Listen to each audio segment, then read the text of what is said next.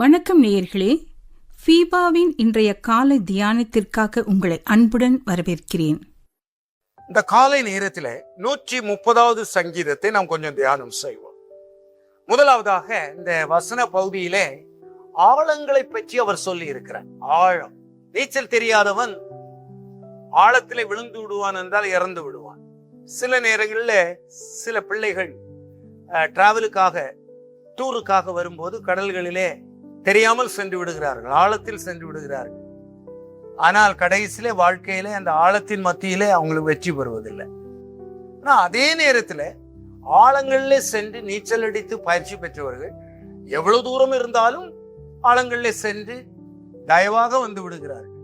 அதே போலதான் மீன் பிடிக்கிறவர்கள் கூட எத்தனையோ மைல்கள் தூரம் சென்றாலும் பல்வேறு விதமான ஆழ பிரச்சனைகள் அவர்களுக்கு ஏற்பட்டாலும் அவருடைய வாழ்க்கையிலே தேவன் வெற்றி கொடுக்கிறார். இந்த தண்ணீர் என்பது மகா பயங்கரமானது. இந்த தண்ணீரின் மூலமாக எந்த நேரத்துல எது நடக்கும்னு நமக்கே தெரியாது. ஆனா ஆண்டவர் இந்த காலை நேரத்துல இந்த சங்கீத பகுதியிலே, கர்த்தாவே ஆழங்களில் இருந்து உம்மை நோக்கி கூப்பிடுகிறேன். நீச்சல் தெரியாதவன் போய் ஆழக்கடலுக்குள்ள போகக்கூடாது. சொல்லிடணும், எனக்கு நீச்சல் தெரியாது ஐயா, என்ன சைடுல மட்டும் நான் குளிச்சுட்டு எழும்பி போயிரு. ஒண்ணுமே சொல்லாம நடு இடத்துல போய் ஆழத்துல இழுத்துட்டு போய் எந்த உதவியும் பெற்றுக்கொள்ளாதபடி விலை மதிப்புள்ள வாழ்க்கையை முடித்து விடுகிற தலைவர்கள் என்று நிறைய பேர் இருக்காங்க. ஆனா ஆண்டவர் இந்த கால நேரத்தில் நமக்கு கொடுக்கிற ஒரு பெரிய ஆசீர்வாதம், கர்த்தாவே ஆழங்களிலிருந்து உம்மை கூப்பிடுகிறேன். ஆண்டவரே என் சத்தத்தை கேளும். இப்படிதான் நம்முடைய வாழ்க்கையில சில விதமான இடர்பாடுகள் வரும்போது கூட அவர் நம்மை கையை தூக்கி நம்மை நடத்துகிறார் என்பதை எப்போதும் நம்ம மறந்துடக்கூடாது. என் விண்ணப்பங்களின் சத்தத்திற்கு உமது செவிகள் கவனித்திருப்பதாக. நீர் விண்ணப்பத்தின் ஆண்டவர். எங்களுடைய வாழ்க்கையில என்ன காரியங்களை எப்படி செய்ய வேண்டும் என்பதை சரியாக ஒழுங்குபடுத்துகின்ற ஒரு தெய்வம் நீர். அதற்காக நான் உமக்கு நன்றி சொல்லுகிறேன் ஆண்டவரே.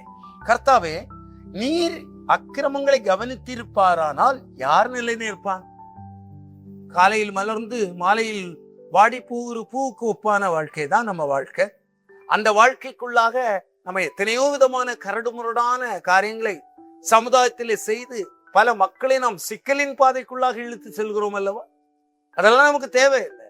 தேவ ராஜ்யத்தை நம்ம கட்டணும், இயேசுவின் வருகைக்கு நம்ம ஆயத்தமாகணும், இயேசுவ வாழ்க்கையில காட்டணும், இயேசுவின் வார்த்தைகளை சமுதாயத்தில் நம்ம பயன்படுத்தணும். அதுதான் தேவன் நமக்கு கொடுத்திருக்கிற கிருபை. சிறியரில் ஒருவனுக்கு எதை செய்தீர்களோ அதை எனக்கே செய்தீர்கள் என்ற அடிப்படையில நாம் செயல்பட்டு நம்முடைய அக்கிரமங்களை ஆண்டோடைய கரத்துல ஒப்பு கொடுத்து, சில தவறுகள் இருந்தாலும் மற்றவர்கள் நம்மிடம் சொன்னாலும் அதற்காக கோவப்படாதபடி அதை அப்படியே திருத்தி கொண்டு திரும்பவுமாக அந்த தவறை மறுபடியும் செய்யாதபடி நம்முடைய வாழ்க்கையின் பாதையை காத்து கொள்ள வேண்டும். 4வது வசனம் பாருங்க. உமக்கு பயப்படும்படிக்கு உம்மிடத்தில் மன்னிப்பு உண்டு. உம்மிடம் மன்னிப்பு இருக்கிறது ஆண்டவரே, அதற்காக நான் திறந்தோறும் தவறுகளை பண்ணி எனக்கு மன்னிப்பு தரேன் என்று சொல்லி கேட்டால் அது முறையற்ற மன்னிப்பு அல்ல. ஒரு பாவி கெட்டு போவது ஆண்டவருடைய சித்தம் அல்ல. ஆனால் அந்த பாவி ஆண்டவருடைய கரத்துல வரணும்னு சொல்லிதான் ஆண்டவர் நேசிக்கிறார். 100 ஆடு இருந்த போது ஒரு ஆடு காணாமல் போன போது இந்த 99 ஆட்டை அவர் விட்டு சென்று அந்த ஆட்டை பிடித்து கொண்டு வந்தார். ஆனால் அந்த 99 ஆடுகளும் அவருடைய சத்தத்திற்கு கீழ்ப்பிடிந்து அப்படியே உட்கார்ந்தது. ஒரு பாவி கெட்டு போவது ஆண்டவருடைய சித்தம் அல்ல. மன்னிப்பு உண்டு. 7 தடவை மன்னிக்கிறார். கர்த்தாவே, கர்த்தருக்கு காத்திருக்கிறேன், என் ஆத்துமா காத்திருக்கிறது, அவருடைய வார்த்தையை நம்பி இருக்கிறேன். எப்பொழுது விடியும் என்று விடிய காலத்து காத்திருக்கிற ஜாமக்காரரை பார்க்கிலும் அதிகமா என் ஆத்துமா ஆண்டவருக்கு காத்திருக்கிறது. எப்படிப்பட்ட ஒரு பேஷன் பாரு, எப்படிப்பட்ட ஒரு தரிசனம் பாரு. ஐவான் ராபர்ட்ஸ் வேல்ஸ் நாட்டில் எழுப்புதலை ஏற்படுத்தினாரே, பிளாரன்ஸ் நைட்டிங்கே, இந்த நெல்சிங் ஹோலா, எல்லா நாடுகளிலும் இன்னைக்கு தாதியர்கள் தினம். எவ்வளவு ஒரு ஆச்சரியமான காரியங்கள் அவர்கள் மூலமாக செய்யப்பட்டிருக்கிறது. இஸ்ரவேல் கர்த்தரை நம்பி இருப்பதாக. கர்த்தரிடத்துல என்ன உண்டு? கிருபை உண்டு, திரளான மீட்பு உண்டு. அவர் இஸ்ரவேலை அதன் சகல அக்கிரமங்களின்றும் மீட்டுக் கொள்வார். எனவே இந்த கால நேரத்திலே உங்களுடைய வாழ்க்கையிலே இதன் கடினமான அனுபவங்கள் இருந்தால் அவனுடைய கரத்துல ஒப்பு கொடுத்து ஆசீர்வாதத்தை பெற்றுக் கொள்ளுங்க. தேவன் உங்களை வழி நடத்துவார். இன்றைய காலை தியானத்தில் பங்கேற்றமைக்காக நன்றி.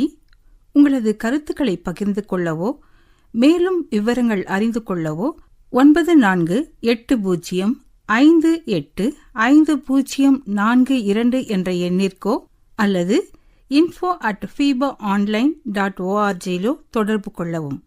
தேவன் தாமே உங்களை ஆசீர்வதிப்பாராக. ஆமேன்.